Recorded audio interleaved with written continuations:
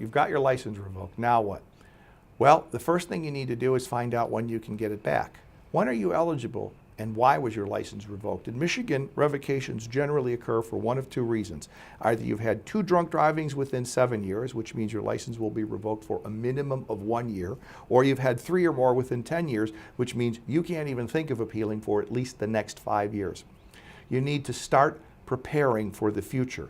The key to a license appeal and the absolute main issue is proving that you no longer drink. The state has drawn its line in the sand and said, we're only going to give licenses back to people who show us they no longer drink. We're worried about you drinking and driving again. And the only people we're going to even consider returning a license to are people who can show us that they no longer drink, because we know that people who don't drink are no risk to drink and drive. So work on your sobriety. If you're going to be revoked for 5 years, start rebuilding your life. We can't expedite the license appeal process. There's nothing that can be done no matter how bad you need a license.